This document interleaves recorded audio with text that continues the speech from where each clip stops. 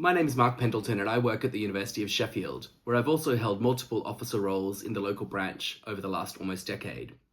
Over that time, we've staved off threats at Sheffield to fire and rehire all 8,000 staff under the cover of the COVID pandemic. We've also been fighting threats of compulsory redundancies successfully to date. I've also helped negotiate local agreements, improve policies, and represent members in casework, all the day-to-day stuff that many UCU reps do effectively all the time. I'm really proud of my branch and our ability to have difficult conversations and yet come together to push back when things are wrong. We face the same kinds of bizarre and damaging top-down decisions that stem from the disconnected and hierarchical management structures endemic across post-16 education.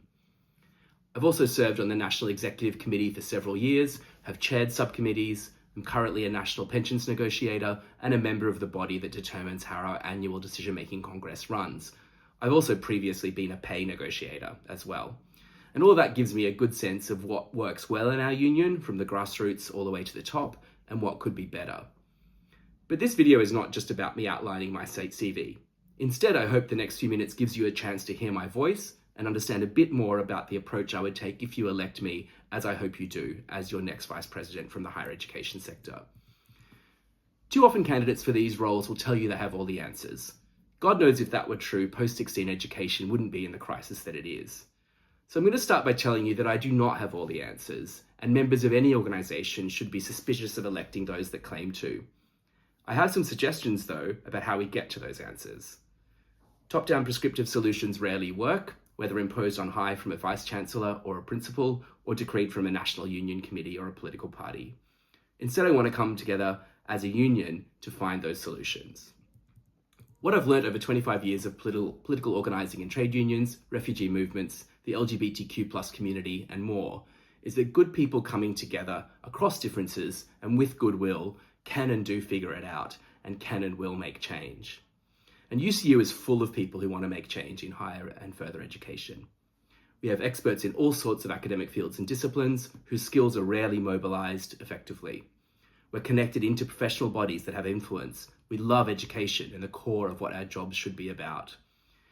But even more important is the fact that every member has the knowledge we've developed as working people of how our workplaces function or don't, and therefore what needs to change. The problem is not with us, but with disconnected senior managers who haven't stepped foot in a classroom, workshop or lab for years, if ever, and with politicians who think they know what post-16 education needs because they vaguely remember what it was like to be a student 30 plus years ago, and things are totally different today. You are the experts in your workplaces, and we as a union need to work better with you to make the most of your expertise and skills.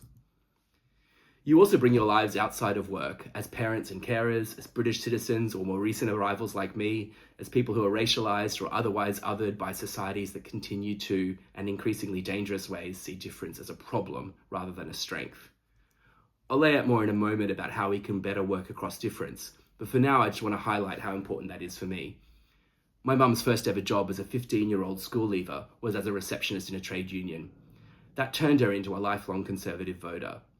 That wasn't because her underlying politics changed that much. She was often outspoken on progressive issues, but because she had to deal with misogyny and workplace harassment that made her feel that the trade union did not work for her. Her story has always stuck with me as I got more involved. Trade unions can and must be places where we value differences and respect each other, no matter our backgrounds or identities.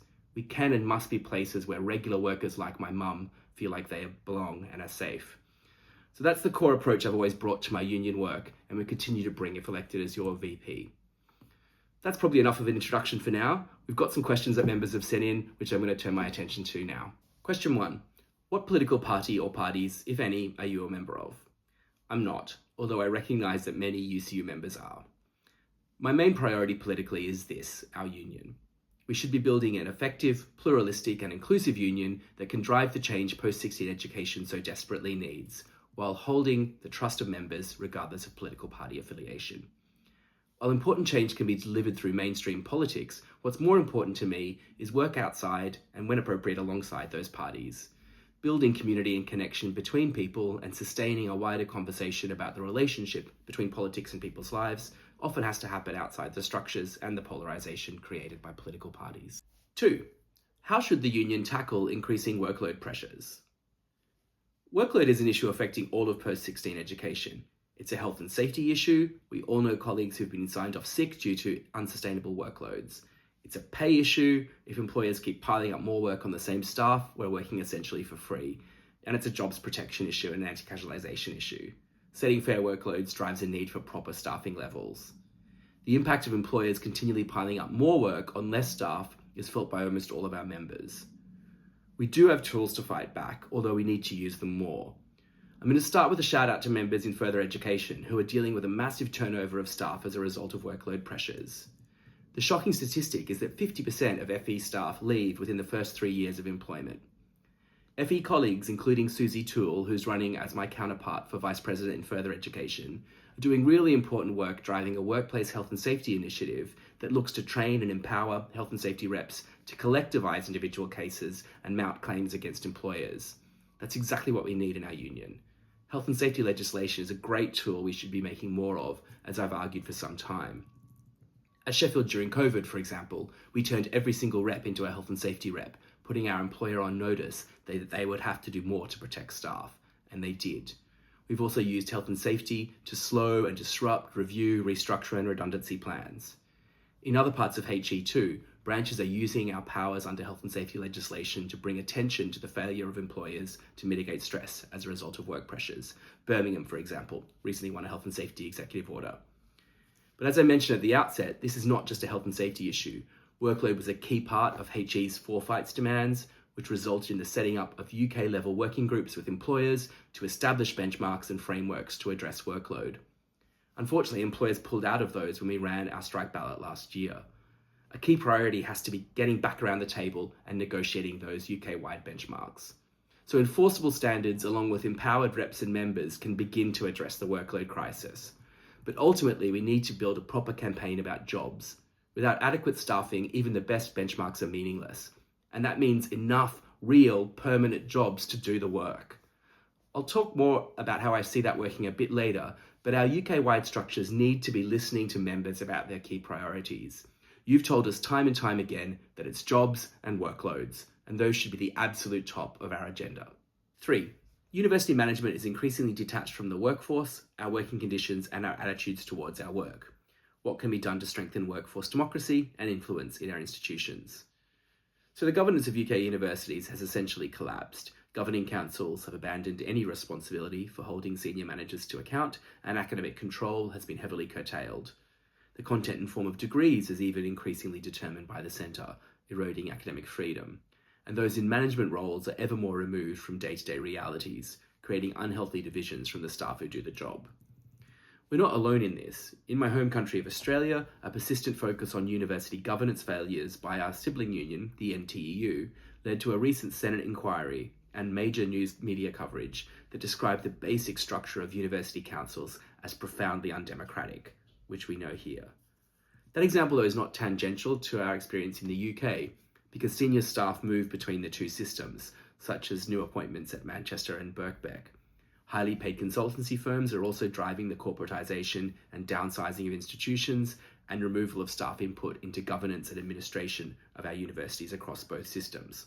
So learning from our international siblings is essential, as the models and the key personnel are both shared.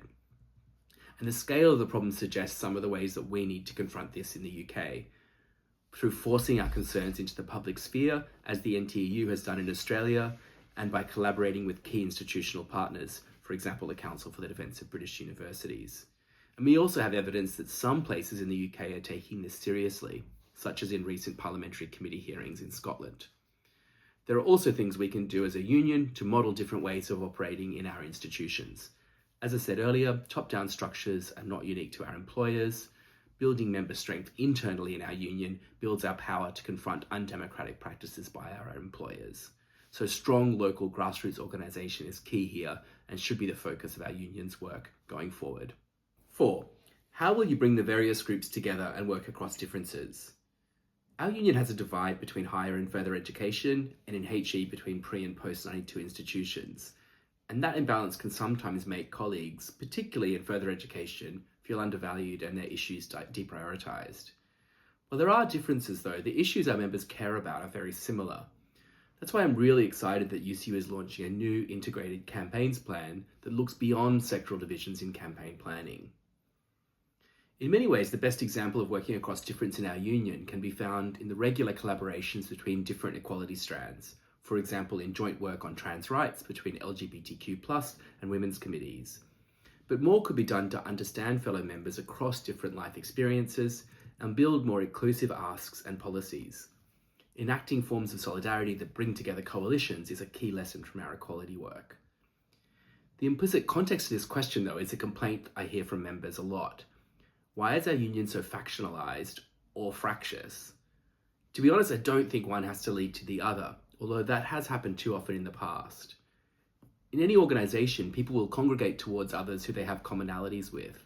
That's fine, but we don't have to treat each other as the enemy, and my track record shows that is possible. Off the back of the highly disruptive marking and assessment boycott a few years ago, I was deeply demoralised. Members in my work area disengaged, some left the union, personal relationships suffered, and some people were barely speaking to each other. But we slowly rebuilt by focusing on the basics of organising.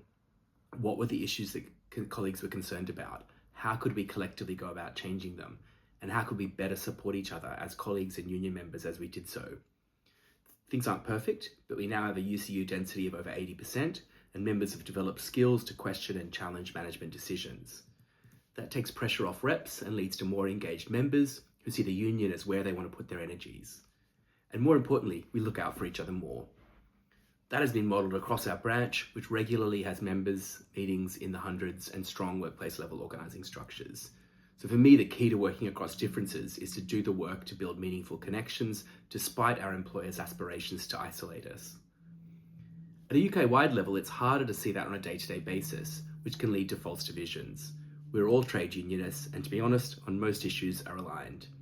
So the principles are the same. Focus on what members care about and on building coalitions so that more members are engaged, more members have a say, and more members have a stake in what we decide and therefore want to contribute to the work of the union.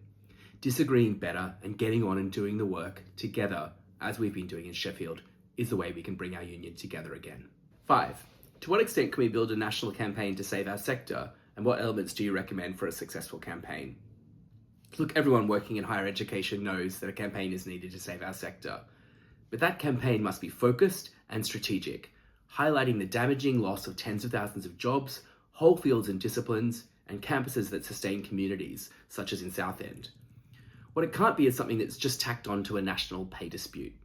Members knew last year that was the wrong approach and rejected it. I wish that it hadn't taken a failed pay ballot with high cost in time, money, and energy of our union to pull our elected reps in line. I argued against us balloting on pay issues at that time and wanted us instead to have a serious conversation about a proper national strategy on jobs with members and branches that would help build consensus and in the process the confidence of members. So we are late off the blocks, but a national campaign still has to happen.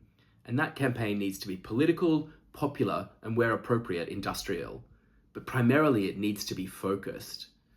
As chair of UCU's Recruitment, Organising and Campaigning Committee, I want to reassure you all though that, albeit belatedly, the union has in place things that we will need to win, as long as we develop a coherent and well thought out plan. New digital organising tools are being rolled out to support local organising. We've launched a parliamentary UCU group to build direct relationships to MPs and more effectively influence the debate, and we're attracting more media attention as issues in our sector mount. And internally too, our conversations are beginning to shift as members ask us to think differently about our disputes, including potentially taking the fight directly to the Secretary of State. I want our discussions in the union to be more like the ones we've been having about new ideas like that one. Serious, respectful, creative, and strategic. But in order for us to make those plans work, we need you to vote for people and our national decision-making structures who will be serious about the work that needs to happen. I recommend a slate of excellent people I work with, along with a number of independents that you can find at ucucommons.org. And if you'd like to ask me anything more, please don't hesitate to contact me via that website /Mark4VP. My ultimate request of all members, though, is that you vote, whoever you vote for. It's important that your elected leaders reflect the views of the membership. And to finish, our sectors are crying out for leadership that can drive the positive change we as workers, our students, and the wider community need in post-16 education. The only force with the potential to do that is us as a union, and I'm ready to work with all of you over the next 4 years to make that happen.